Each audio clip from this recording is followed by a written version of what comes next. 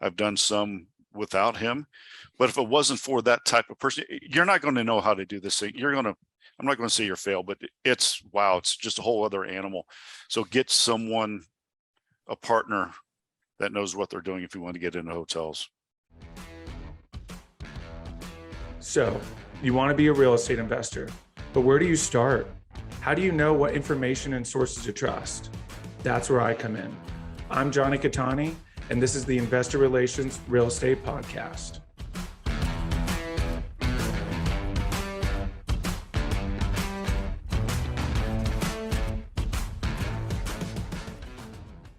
Hey guys, real quick, before we start, go to investwithcatani.com and download my free ebook, Is Commercial Real Estate Recession Proof? Now to today's show.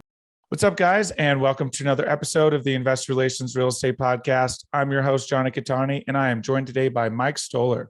Mike is a former commercial airline pilot, Navy veteran, and co-founder at Gateway Private Equity Group, a real estate investment firm whose portfolio has included hotels, multifamily, and residential properties. Between apartment complexes, houses, and hotels, Mike has owned or operated over 1,400 units.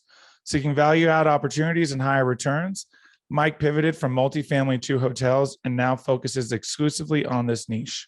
Mike, welcome to the show. Hey, thanks a lot, Jonathan. Appreciate it. Absolutely. Looking forward to chatting today because I think this is one asset class that a lot of people are curious about, right? Obviously, COVID happened. And so looking forward to getting into that. But before we do, kind of take us back to the beginning. We kind of alluded there. You were an airline pilot, Navy vet. What caught your attention about real estate investing and led you to where you're at now? Yeah, that's a great question. Way back, I call it the PG pre-Google days. Because I'm old, I, as everyone, picked up Rich Dad, Poor Dad, right? And that became kind of the real estate Bible, kind of opened our eyes, read it, and attended a seminar and said, all right, here we go.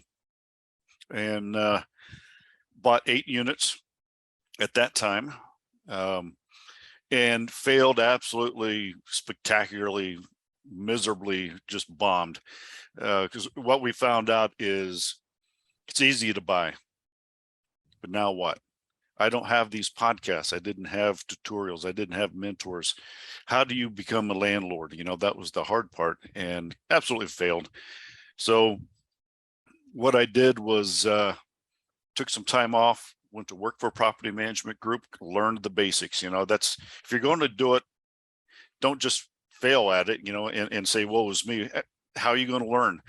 So I actually went to work for a property management group, and fast forward, it became an airline pilot. That was my dream. But during my airline pilot days, got back into it. It's like, you know what, I know this is the thing to do. I know this is how you can, get the life that you want. So I just started just buying again and using my brains, the knowledge that I learned from the property manager group, and just kind of snowballed from there, just kind of bought, single family homes, multifamily, and finally pivoted away from multifamily in 2017, just because of compression in the cap rates. It was just crazy, especially out here in the Arizona market. I had this unsolicited group out of, I don't know, Idaho or Iowa or somewhere like that, just wanted to buy one of my complexes, and I said no. Went back and forth 4 times, and I'm like, I'd be a fool not to. It's like, why do they want this thing for this amount of money? So I had to take it, and but that's when I was like, going, yeah, man, do I want to continue this? I'd be buying at 3 caps, 3.5. What am I going to do? So that's when I pivoted in hotels, found someone that I could trust to mentor me, and haven't looked back. Love it. Wow, that's awesome. What a great story. And I love, of course, I love, first of all, that you jumped straight into an 8 unit and not residential like most people, went straight to the top. But I love that you didn't allow that failure to just be like, okay, I'm never doing real estate again, like a lot of people do.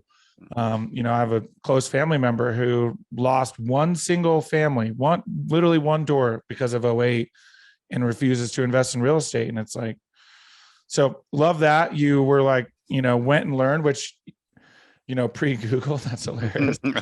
Yeah. And that would be tough to see. And then I'm sure, obviously working for the property management company, you realize, okay, these are the things I did wrong. Absolutely. Yeah. That's, it took some paperwork and it's like, oh, this is what an addendum is. This is what a lease is. This is how you evict someone. This is how you do a notice. You don't know any of that stuff, but yeah, it taught me a lot. Awesome. Love that. So what in 2017, obviously compressed cap rates, especially in your market now, I mean, it's crazy. You got companies like Rise 48 over there, just absolutely dominating. Yeah. I know those guys real well. Yeah. Yeah.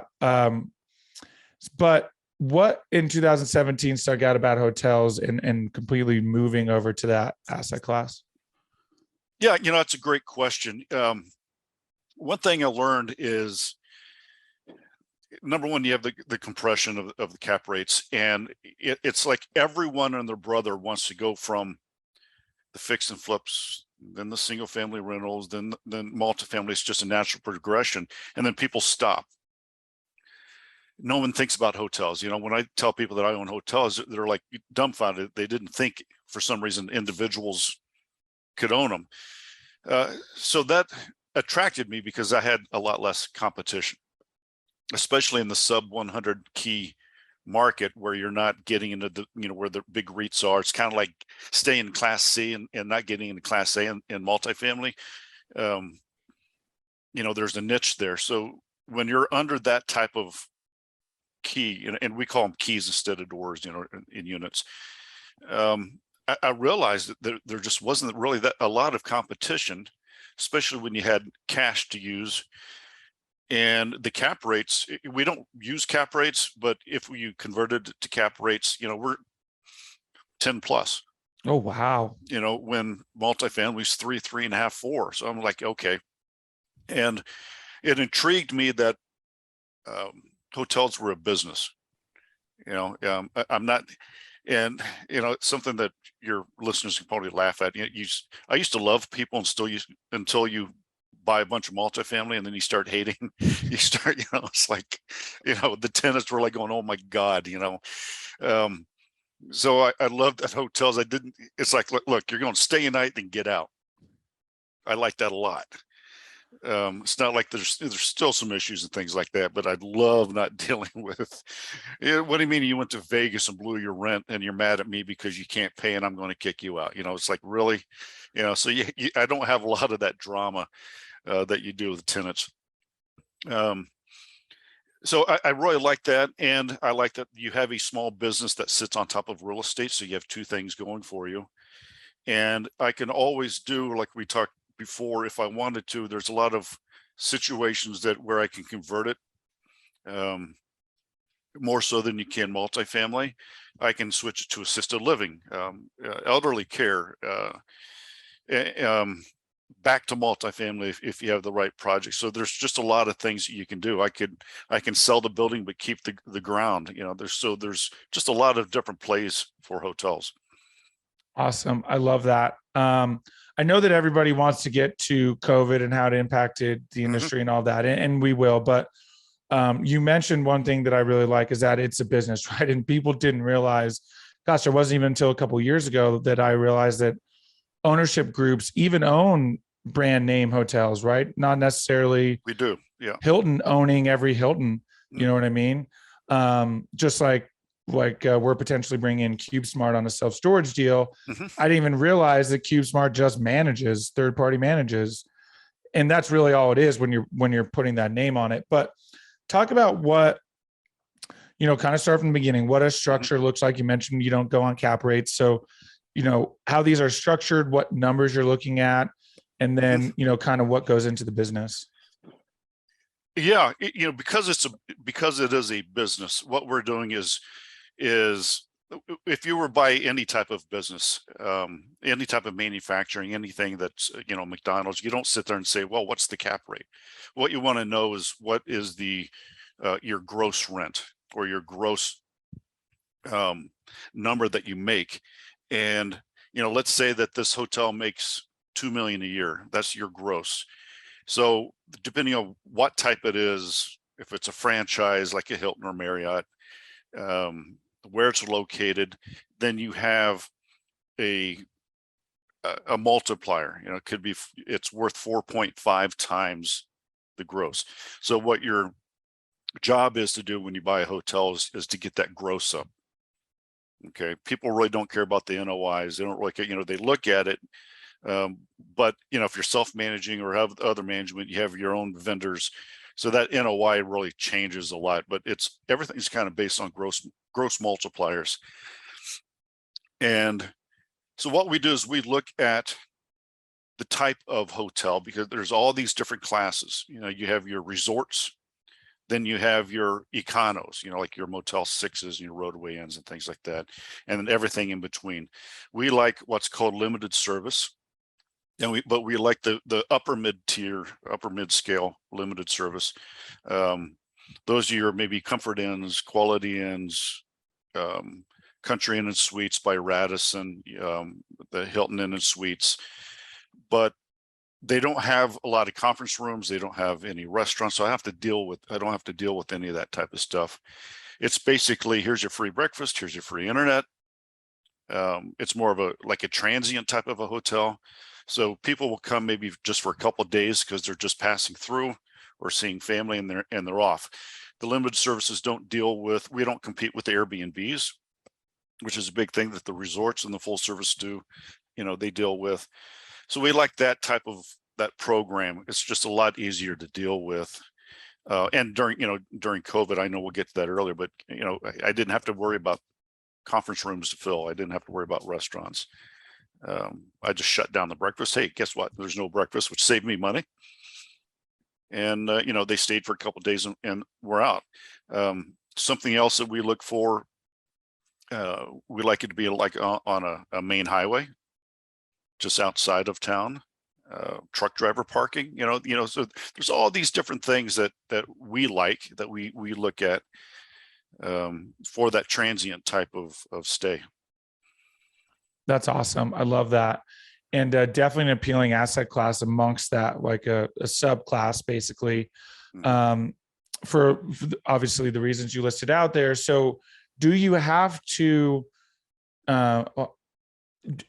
could you come up with your own, I guess, chain of these, or is it better for the business to put that name on it? And then by putting that on it, are they like the third party manager? Essentially, you're still the owner. How does that work, I guess? It can, you know, that's a good question. I like franchise hotels, which means, you know, I'm going to have a Radisson or a Choice Hotel or Marriott or Hilton, you know, one of those names. If I were to do a boutique, you could go with an independent. But what's really hard, if you have like an 80 key or 100 key independent and you're right next to a Hampton and a Quality Inn or a Radisson, you're having to work 3 or 4 times harder to get people for the same type of hotel. You know, for instance, Wyndham has I think around 92 million rewards members. Okay. Wow. So as soon as I have a Wyndham in my pocket, I have 92 million potential customers. Because what you do, everyone does that. You know, you have your loyalties, just like the airlines. You're going to type in Scottsdale, Arizona, or Salt Lake City, and go to Wyndham's website and pick a Wyndham. That's why we can have different hotels right next to each other. It's just kind of like you have a Ford and a Chevy dealership and Toyota dealership. You know, there's brand loyalty. Then all of a sudden you have an independent. Now it's like, man, you know, how am I going to compete? How am I going to get people? What do they have that we don't? Now, if you're looking at like a small 50 key boutique that sits in Sedona or sits in like a little destination place, you can be independent, but then you can attach yourself to a flag. So you can do everything that you want and style it the same way that you want. But if it's nice enough and boutique enough, I can go to Marriott and say, hey, I want to be an autograph collection, which is the high-end boutiques that Marriott has. And then what happens is I can still do what I want and have my own website, but I get to tap into their reservation system and I only pay them franchise fees or percentage on they book. Wow, that's fascinating. I appreciate you shedding some light onto that. So by tagging with, for instance, Wyndham, do you also get access to their infrastructure in terms of their service teams? Like they do all the hiring for the hospitality service and all of that as well, or you guys have to be in charge of that? Yeah, no. So to kind of follow back with what you're asking in the last question, we self-manage.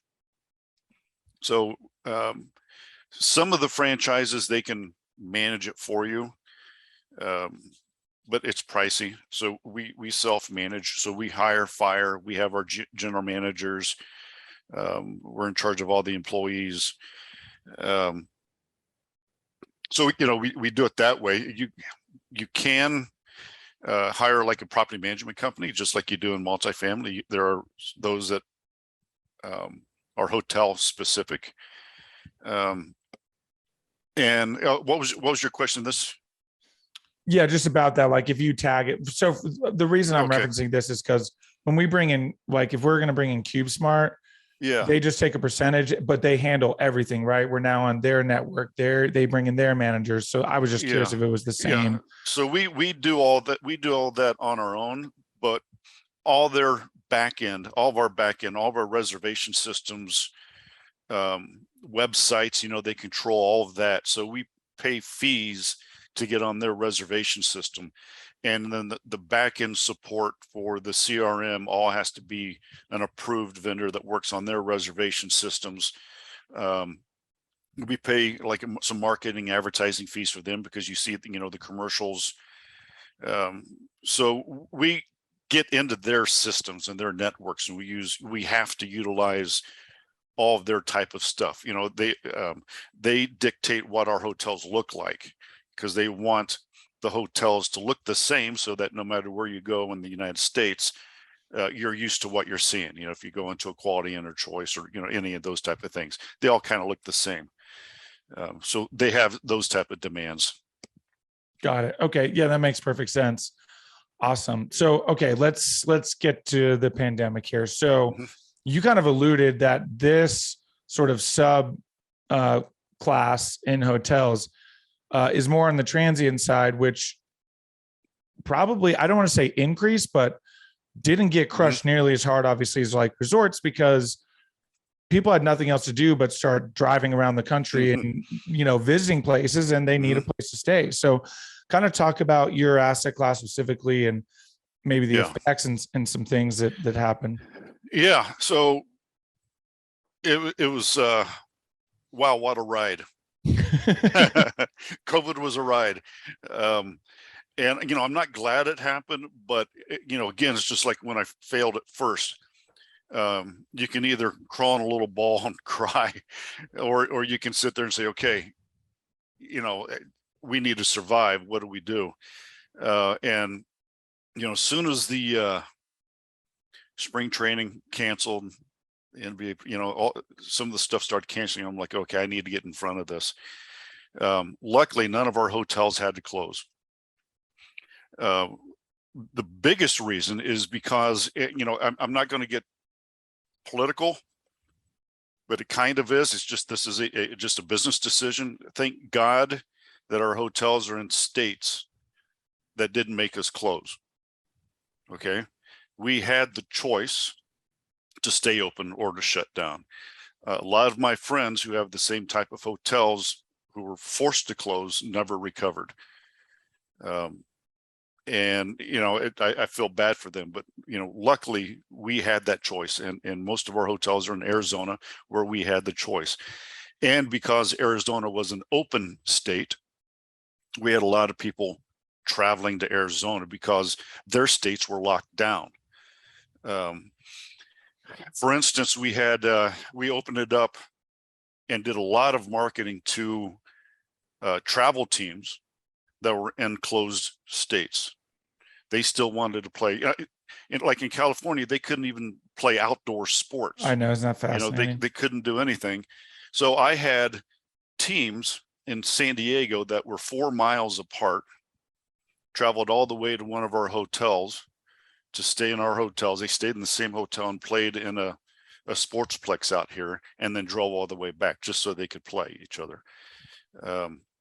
So that's one of the reasons that we did. And now looking at the future, if in case there's another whatever going on, I will only invest in states that, that's just another thing I'd never even thought of is, wow, what is the structure like in each of these states and cities? Or are they pro-business? Are they going to just bam, shut you down without even thinking about it?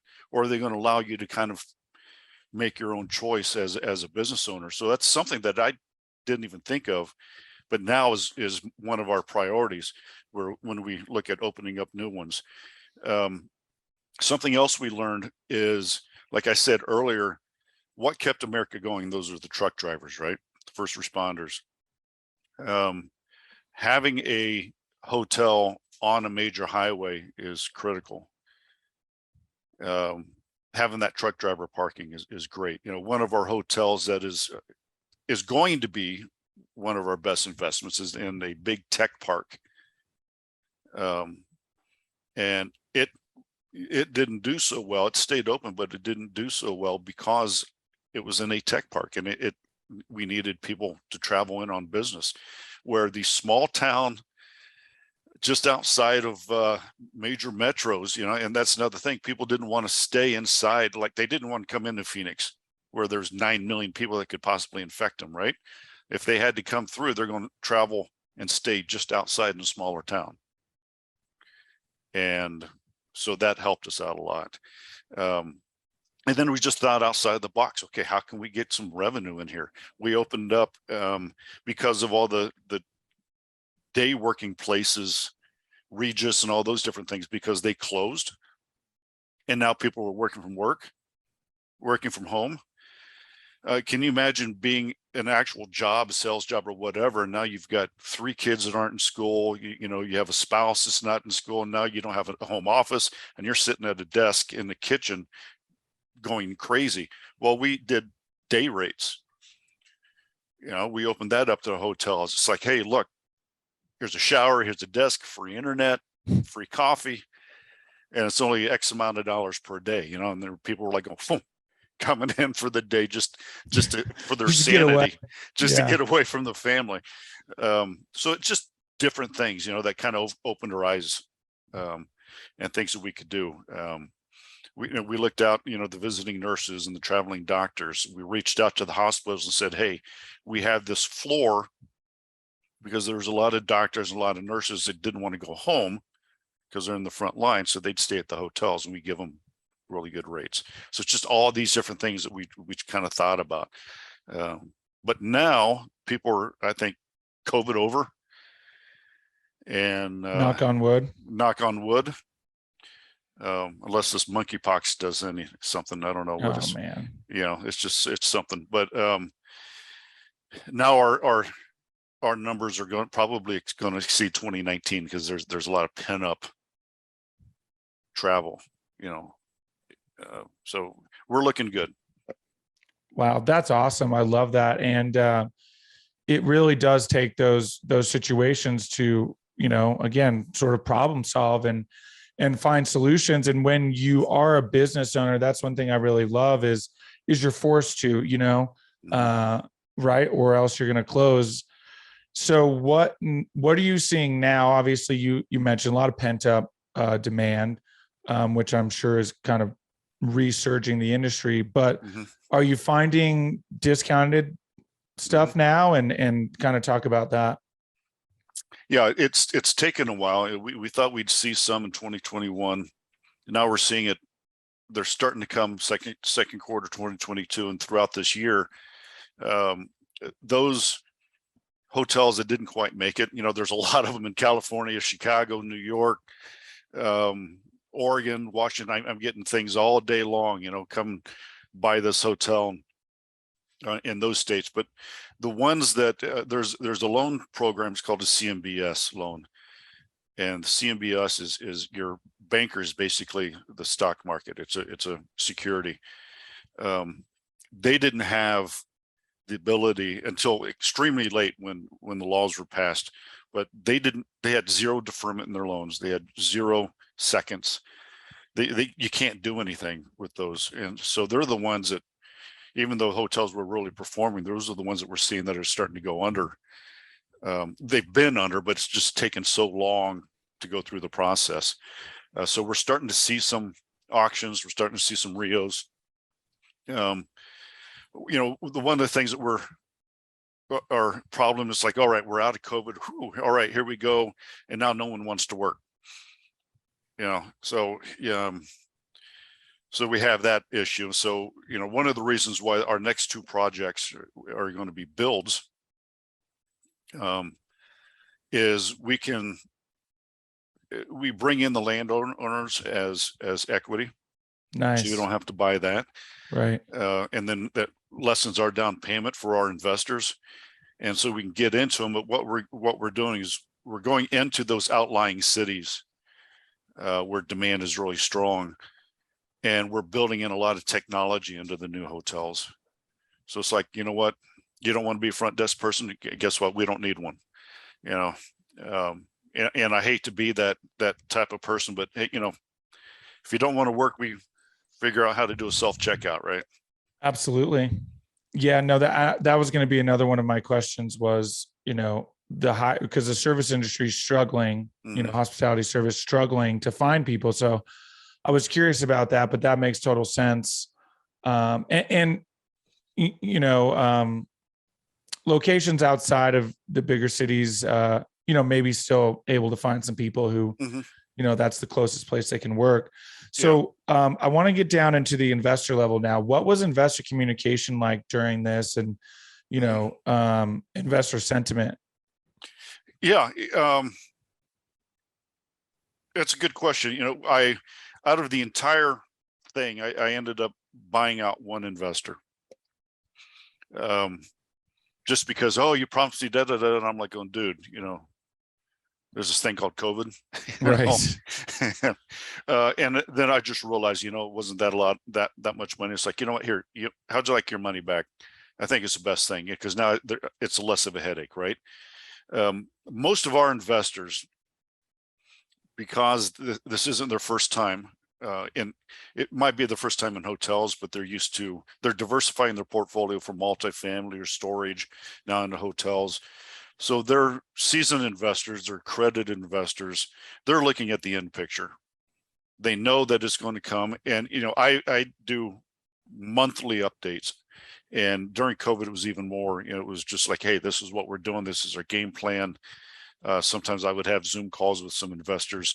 And the reasons why they like investing with me is because, being the owner, I'm actually approachable. I'm not just a number. They have my cell phone number and we talk. But the whole thing, if any of your listeners starts getting into syndications and things like that, is that communication is paramount. If you go silent for 2 or 3 months, they start to get worried. They're like, okay, what's going on with the asset? But if you're constantly over communicate almost and say, look, this is our plan. These are the ideas. You're not going to get any distributions. I was going to say, did you have to withhold distributions? Yeah, because, and everyone was okay with that, because look, would you rather have a distribution, or would you rather give up the asset? Because right now we're pinching pennies. I'm looking at every single vendor that we have in the entire hotels, and there's sometimes like 30 different vendors. Is this vendor critical to the survival of the hotel? If it's not, you're gone. Like, I don't need air spray scents going through the hallways during COVID. Right.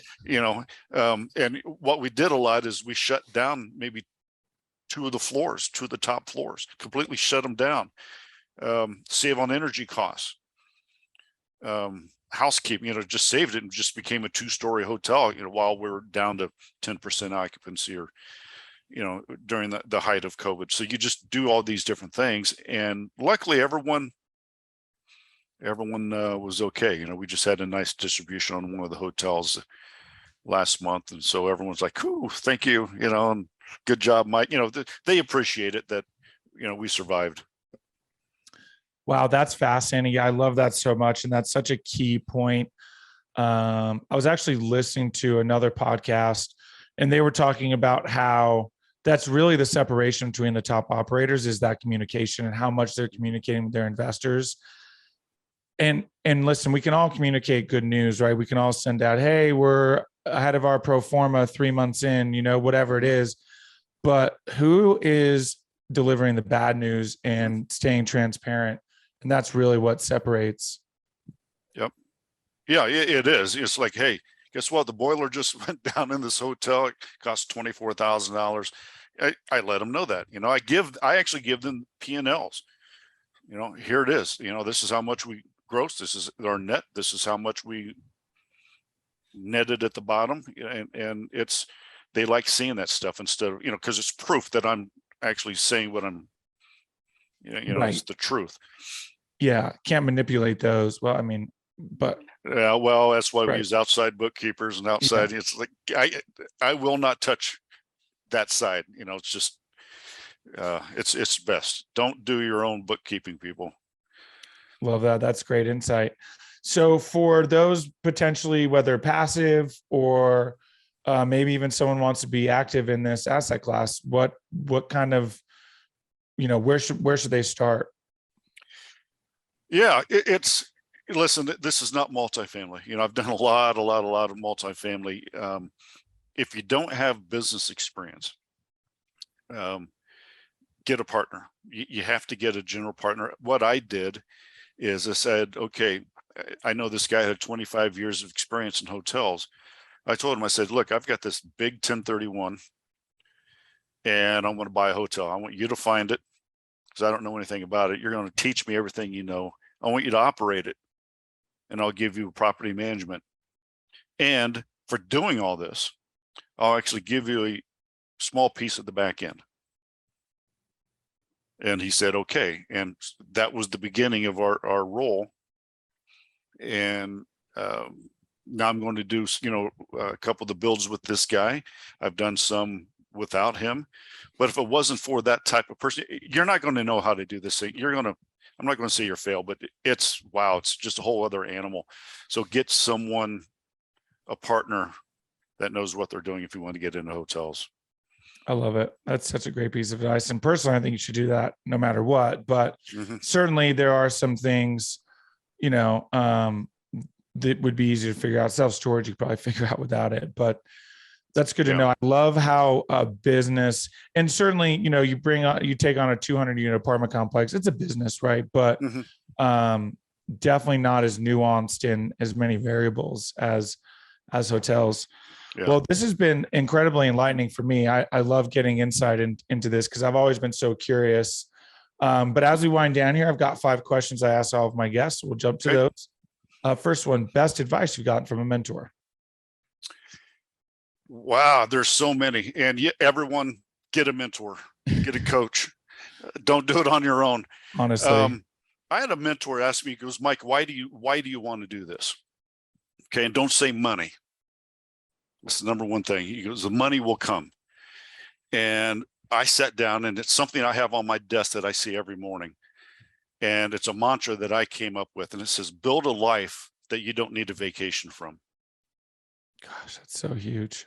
Okay. The money will come. Okay. It's like, I don't need any, well, I can always need more money, but the money came. But what I can do is anywhere in the world, I can get on a Zoom and find out what the hotels are doing and do investor updates from anywhere in the world. That's what I like. I love that so much. What is it about your career that makes you feel like you're fulfilling your why? Yeah, that is a great question. I am now just giving back. I am on the I'm a veteran, so I'm on the board of what's called the Marine Corps Law Enforcement Foundation, CLEF. And we give, if there's a fallen service member or federal agent and they fall in the line of duty, we give their children college scholarships. Wow. I'm on the board of other different charities, but I found out that my why, once I made some of the money, is it's so fulfilling to give back. Yep. Couldn't agree more. I love that so much. Favorite non-real estate or investment related book? Boy, is there anything outside of real estate? Any books? Um, No, doesn't feel like it at this point in my life. There's one that kind of ties into a friend of mine, John Burley, wrote it, and it basically is the secrets of the rich. And here's the thing: is you can make all the money in the world, and as you know, you look at Mike Tyson, and all these different, you can blow it just as quick. What's the difference? Why is it that people that are your next door neighbor millionaires, why do they, what is it, their secrets? And that kind of set my kind of baseline on how to handle the money once you get the money. When it comes to debt and diversifying, and do I need this or do I want this? When it comes to purchasing things, do I need $100,000 car or do I need a $50,000 car? Which one? 100. 100. Yeah. Well, yeah. It's and thank God I got one that doesn't take gasoline right now, which is nice. Yeah, I love that. That's such a great point, especially starting out, right? I don't always agree with everything Grant Cardone says, but one thing I agree with is he waited until his cash flow could pay for the car that he wanted. Now he wanted a $350,000 Bentley, but ultimately the point remains the same. Even if you want, a brand new, like for me, I want a brand new truck and I can't wait to get one. I've been driving the same truck for 12 years, but I'm going to wait until it's fiscally responsible and not just because I want it now and could afford it now, Yeah. And something I did this past weekend, we just celebrated our 25th wedding anniversary. Oh, congratulations. But what I did for the weekend is I rented a Rolls Royce. Sick. Okay. So I can experience it and I don't have to spend the $350,000. Exactly. I just spend a couple grand, get to drive around like a boss for a couple of days and then give it back. And those are kind of the same things. Do I need a $500,000 RV? Or do I spend $8,000 and rent one for 10 days? Yep. No maintenance, no, so it's just different mindsets. Absolutely. Love that. If you could have any superpower, what would it be? Well, that's a tough one. If I had a superpower, it would be to, man, I don't know. I haven't thought about it because it's just I look at, I don't think on that level. I just kind of concentrate what I have. I just rather have more brain cells in for myself. Yeah, I mean, superpower is regenerate some of my brain cells that I've lost in my reckless youth. I'd love to be able to just help people again, just some type of superpower where I can just get rid of some of the bad apples in the world. Love that. Especially when it deals with children and dogs and pets, the harmless. I'd love to be able to zap some people. Yeah, I mean, come at me all you want, but as soon as you come at my dog, that's it. That's it. Yeah, that's it. Yeah. And I saw yours sneaking around back there. Is that him sleeping back there? Yeah, she's 15. Oh wow. So she does baby. A lot of. She can't hear you. Oh, mine's almost 9. Yeah. That's awesome. Cool. Last one. What's the best way for people to get a hold of you and learn more? Yeah. My website is Gateway PE, as in private equity, gatewaype.com. I also have a podcast. It's called The Richer Geek. Nice. And we just go around. Some of it's real estate, some of it's not. It's just a fun website. And look me up on LinkedIn. Awesome. We'll link that in the show notes. Mike, can't thank you enough for your time and all of your insight into this new asset class, so to speak. Yeah, absolutely. Thanks, Jonathan. Thanks. Hey guys, thank you so much for watching today's episode. I hope you really enjoyed it. Listen, I know it's cliche and you hear it all the time, but please don't forget to like and subscribe to the channel so you know when the next video is coming out. Even though this is technically a daily podcast, it's coming out the next day. We have a ton of content coming your way. So please like and subscribe. It helps a ton. Leave comments. Would love to know what you guys think. And we will see you on the next one. Thanks so much.